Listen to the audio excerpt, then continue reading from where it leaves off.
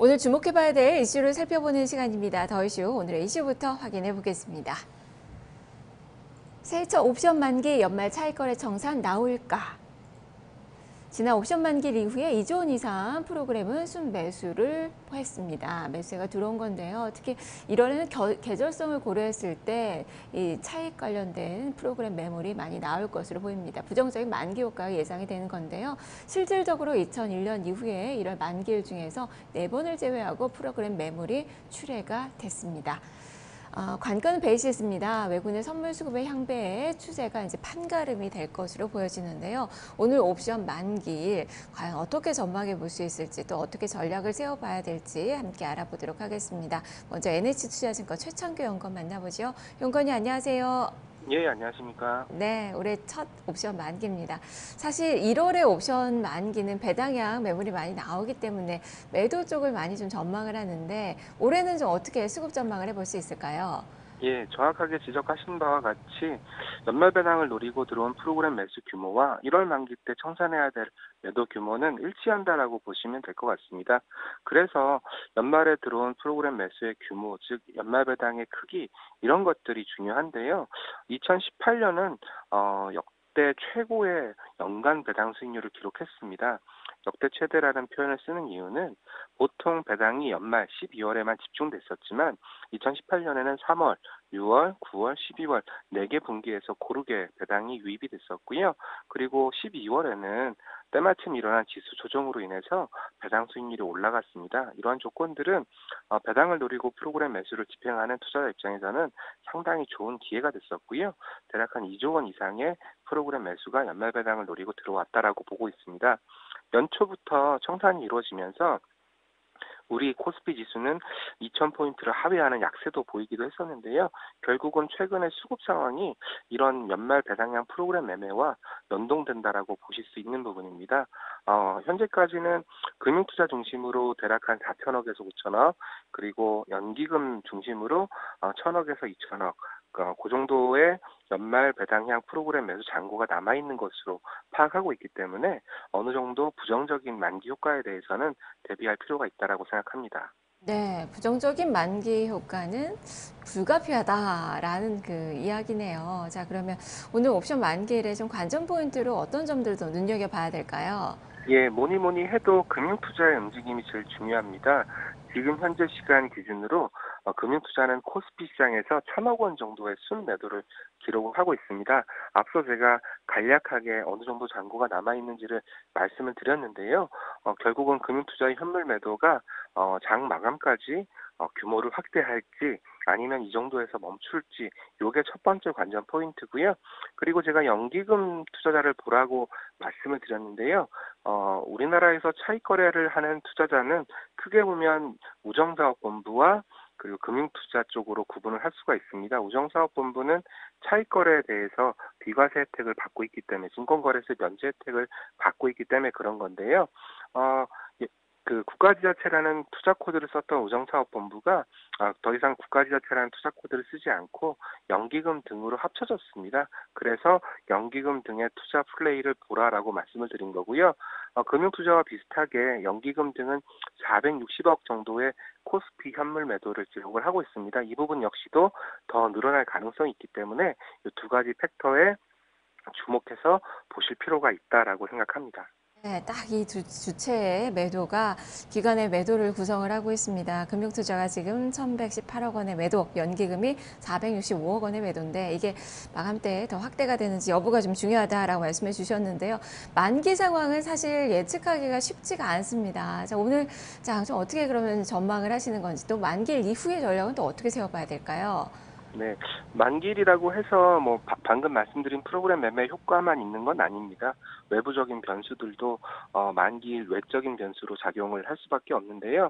어제와 오늘 모습이 상당히 많이 다릅니다. 어제는 아시아 주요 증시가 모두 상승하면서 시장의 상승폭 확대에 긍정적인 역할을 했던 반면에 지금 일본 주식시장이 1% 이상 하락을 하고 있습니다. 그리고 항생, HSCI 지수 모두 마이너스를 기록하고 있습니다. 어떻게 본다면 만기 외적인 변수긴 하지만 좀 시장에 부담을 줄 수 있는 요인이다라고 볼 수 있습니다.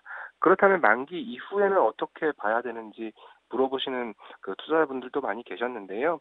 일단 제가 내린 결론 이것입니다. 연말에 들어왔던 프로그램 매수는 언젠간 한번 맞아야 될 매다.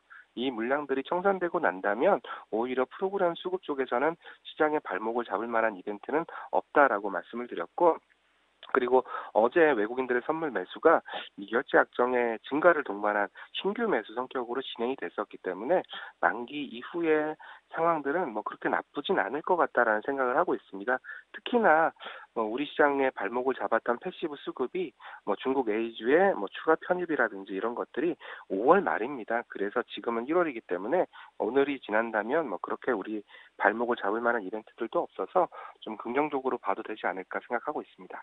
네, 알겠습니다. 말씀 잘 들었습니다.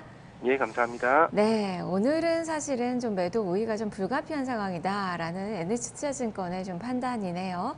금융투자 쪽에서의 이 프로그램 매수액가 한 2조 원 정도 좀 들어온 것으로 보이는데 이런 부분에 이제 청산 가능성, 연기금 쪽에 좀 물량도 좀 봐야 된다라는 의견이고 만기 이후에는 그래도 괜찮을 것이다라는 시각을 전해줬는데요. 자, 그럼 전체적인 증권사의 그 시각을 한번 정리해 보도록 하겠습니다. 허준식 해설위원입니다. 자, 허위원님, 1월 옵션 만기 증권가에서는 뭐 어떻게 전망들이 좀 나오고 있는 건가요? 예, 약간 좀 유사한데요. 일단 배당 쪽 얘기를 좀 많이 하는 것 같습니다. 일단 삼성증권에서 배당 연계된 차익 물량 청산 가능성, 물론 이제 시나리오별로 좀 보고는 있는데요.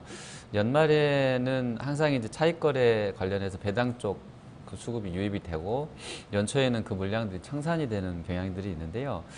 매 연말에 코스피 200 선물이 이 예상 배당을 반영을 해도 실질적으로 이제 고평가하면 차익 거래가 유입이 돼서 들어오고 그것이 이제 베이시스가 축소가 되는 계기를 선물 베이시스가 그 다음에 연초에 축소가 되게 되면 이제 프로그램이 풀려서 나온다, 청산이 시도된다라는 건데요. 특히나 이제 금융투자, 증권사 쪽 선물 LP 쪽에서의 활동이 본격적으로 들어왔던 2017년부터는 이러한 패턴이 상당히 좀 극적으로 좀 강화되는 그런 분위기라서 이번에도 역시나 이제 금융투자 쪽을 좀 주목할 수밖에 없겠는데요. 연말에 금융투자가 코스피에서 1조 8천억 주식 순매수를 기록을 했는데요. 이 중에 이제 ETF 설정 거 뺀다고 해도 1조 원 이상이 이제 매수 차익 포지션으로 설정이 됐다라고 보면 되겠습니다. 그래서 이제 1월 현재로 2천억 정도 매도를 했기 때문에 물론 베이시스가 좀 강해서 청산이 좀 안 되고 있는 부분도 있는데 이 증권사 나머지 8천억 정도가 어떻게 좀 풀릴지는 보셔야 될 것 같고요.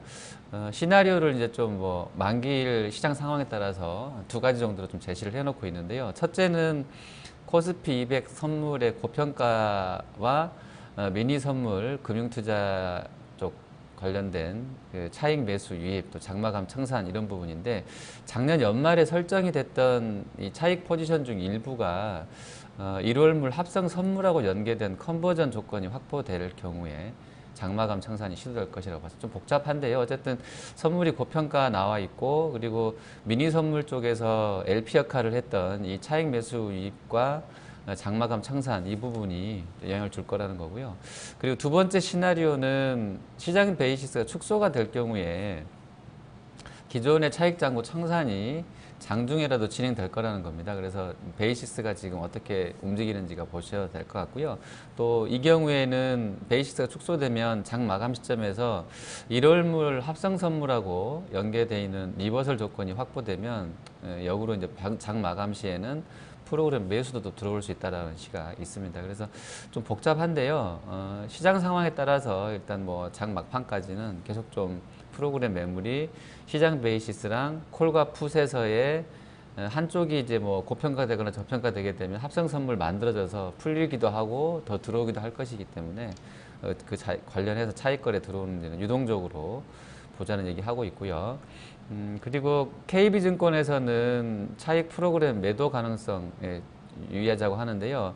역시나 이제 1월 옵션 만기는 기존에 들어왔던 차익 프로그램이 시장 베이시스 보면서 청산이 나올지 여부 이건 아까 삼성증권 얘기랑 뭐 유사합니다. 결과적으로는 뭐 옵션 만기지만 시장 베이스에 따라서 프로그램이 더 들고 나가는 것이기 때문에 그 부분이 중요하다고 보고 있는 것 같고요. 그리고 차익 프로그램 청산과 별개로 지속적으로 유입되고 있는 비차익 프로그램이 차익 청산 나올 때 얼마나 좀 방어가 될 것인지 여부, 그리고 미중 무역 분쟁 협상이 오늘 만기 당일날 어떻게 영향을 줄지도 좀 주목하자고 합니다. 그리고 12월 이후로 들어왔던 차익 프로그램은 이제 한 2,900억 정도인데요.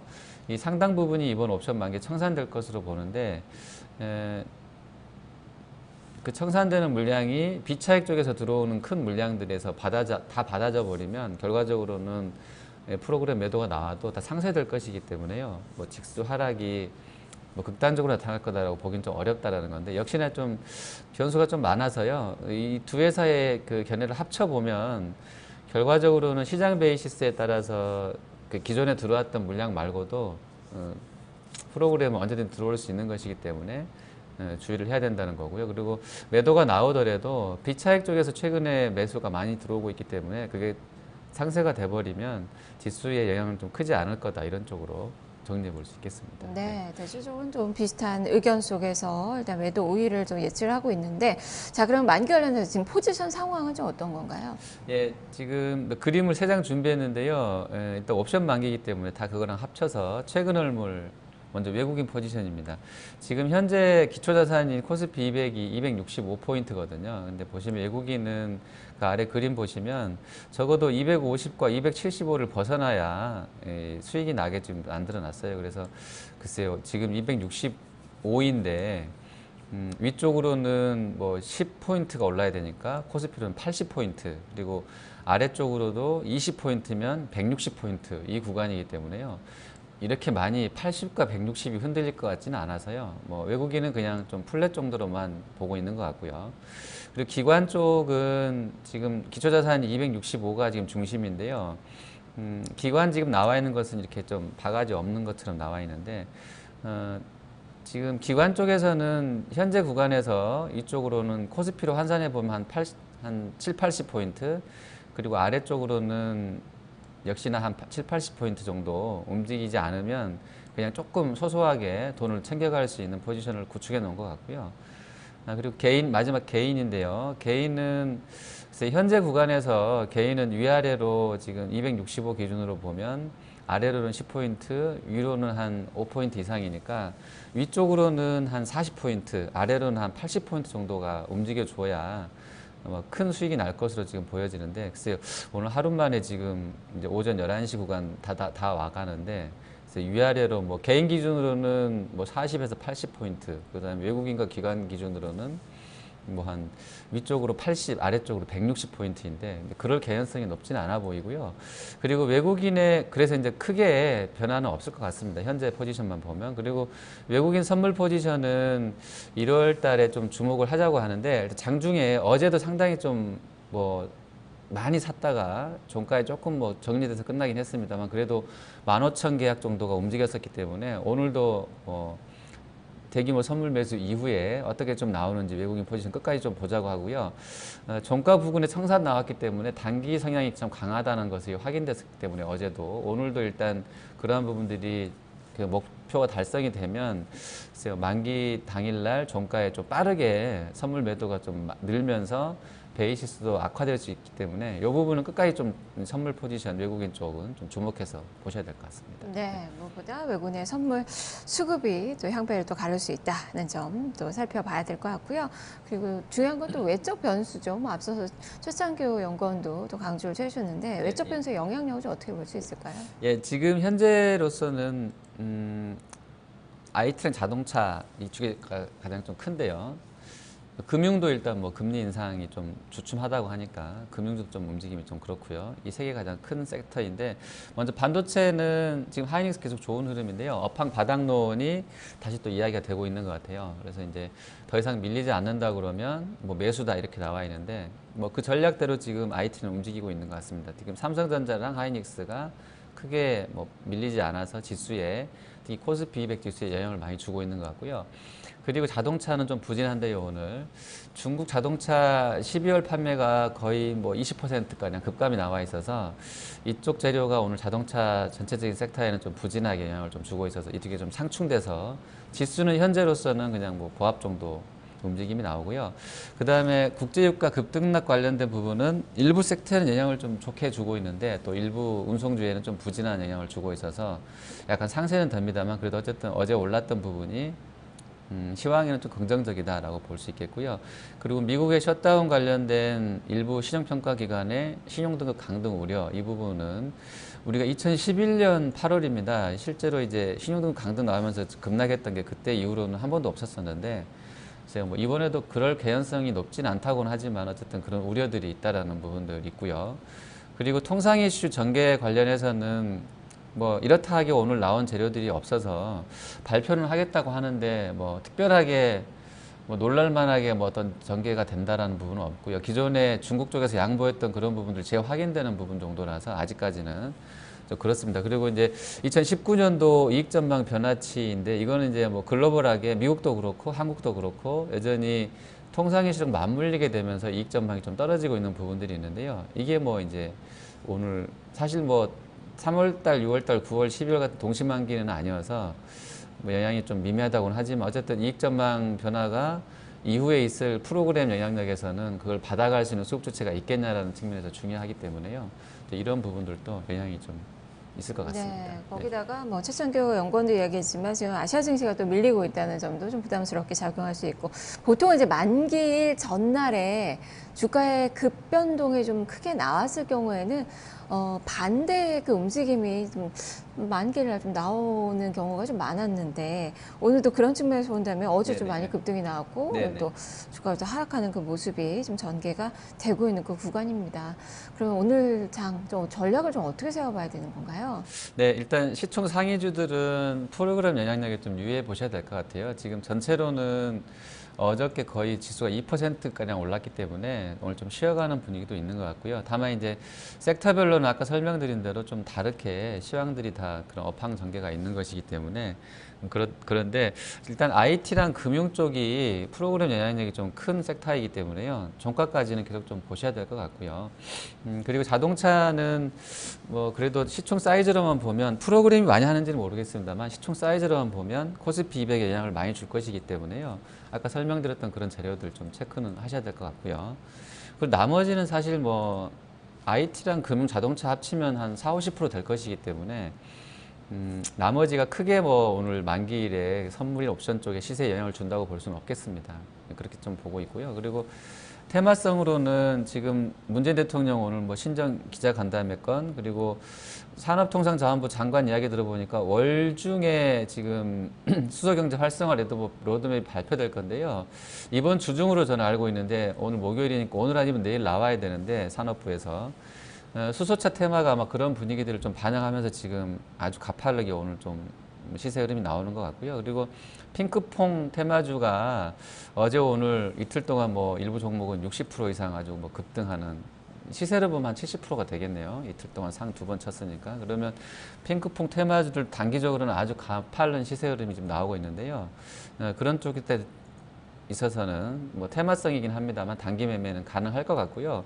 그리고 나머지 종목군들은 시총 상해준 아까 말씀드렸던 대로 이제 프로그램 영향력이 좀 크다 보니까 좀 뭐 조심하는 그런 분위기도 있는 것 같고요. 그리고 미중 간의 통상 이슈 관련된 내용들이 글쎄요 뭐 어떤 이유에서인지 간에 지금 뭐 이렇다하게 발표가 좀 안 되고 있는 것 같은데 그 부분을 좀 더 확인하시고 이 시총상의 대형주들은 영향력을 좀 보면서 대응이 필요할 것 같습니다. 네, 무엇보다 이제 금융투자, 뭐 연기금 쪽에서의 오늘도 매물이 어떻게 나오는지 기관 쪽에서의 움직임이 또 상당히 중요할 것 같은데 지금 현재로서는 IT 쪽으로 매물이 또 가장 많아요. 이 금융투자 쪽에서 보면 오늘 IT 뭐 삼성전자, SK하이닉스는 오름세가 좀 나오고 있는데 이게 좀 장중에 크게 흔들릴 가능성을 좀 예측을 해봐야 될까요? 예, 일단 프로그램 관련해서는 아까 설명드렸다시피 이제 큰 영향은 없을 것 같아요. 그 아까 밴드도 제가 세계 개인 외국인 기관의 그 포지션을 보여드렸는데 글쎄요 뭐 160, 80포인트 흔들어서 수익 챙겨갈 날은 아닌 것 같고요 오늘이. 그래서 이제 좀 잠잠하지 않을까 생각은 해보는데 어쨌든 그래도 막판까지는 좀 뭐 보셔야 되겠죠. 만기는 만기니까 미니 선물 만기도 있고 옵션 만기도 있으니까 다 연결해서. 그리고 이제 그 IT 쪽은 삼성전자, 하이닉스가 워낙에 이제 비중이 크기도 하지만 하이닉스랑 삼성전자, 그러니까 반도체를 좀 많이 하는 쪽하고 나머지 IT 쪽은 좀 다르게 접근이 필요할 것 같아요. 일단 워낙에 그 단말기 쪽은 아직은 뭐 중국 쪽 이슈 때문에 바닥이다라고 논하기 좀 어려운 부분도 있는 것 같고요. 애플은 팀쿡이 나와서 지금 뭐 우리가 주가 너무 많이 밀렸는데 그 정도로 나쁘지 않다라고 좀 덮어서 주가가 좀 일단 진정은 됐거든요. 근데 이제 그게 전체적인 업황의 개선을 말하고 있는 것은 아니기 때문에요. 주가 측면 얘기인 것이고, 그리고 반도체는 어제 워낙에 좀 급등이 나오니까 이제 전체적으로 예전 사례 2015-16 시즌 사례 들면서 이 정도면 이제 바닥 다지기 들어갔다라고 이제 표현들을 하고 있는데 이제 모르죠. 뭐 가봐야는 될 것 같은데 그런 시황이라 그러면 종가까지 삼성전자 하이닉스에 대한 물량이 아주 크다고 볼 수는 없을 것 같고요. 그게 만약에 나온다고 해도 아까 말씀드렸지만 그런 업황 바닥론에 대한 기댄 그 프로그램 수급도 좀 유입될 수도 있는 거라서요. 그쪽에서 비차익 쪽으로라도 그런 부분이 상쇄되기 때문에 큰 영향은 없을 것 같고요. 종가에도 그렇게 본다 그러면 좀 밋밋한 오늘 분위기일 것 같습니다. 네. 뭐 만기가 좀 부정적으로 예상이 되긴 해도 그렇게 큰 충격이 있는 그런 날은 아닐 것이다라는 그 관점이네요. 말씀 잘 들었습니다. 네, 감사합니다. 네, 허준식 해설위원과 함께 더 이슈 살펴봤습니다. 자, 이어서 아시아 증시 잠깐 좀 보겠습니다. 오늘 아시아 증시는 일제히도 파란불을 켜고 있는 그 모습입니다. 일본 증시가 좀 많이 밀립니다. 일본 증시가 지금 니케이 225 지수 1.36%가 하락을 합니다. 나흘 만에 좀 차익 매물이 좀 나오네요. 279엔이 떨어진 2147엔선 지나가고 있습니다. 일단 골드만삭스에서도 반도체 앞서서도 뭐 반도체 얘기했지만 반도체 업황에 대해서 좀 부정적으로 힘든 한 해를 보낼 것이다. 상반기가 좀 우려된다라는 그런 이야기들을 좀 하면서 투자 심리가 좀 위축이 됐고 관련된 그 종목군들이 또 차익 매물을 좀 내놓고 있다는 점 특징이고요. 그리고 미중 무역 협상 이제 끝났는데 사실은 하루 더 연장이 돼서 낙관론이 좀 많이 형성이 좀 됐었는데요.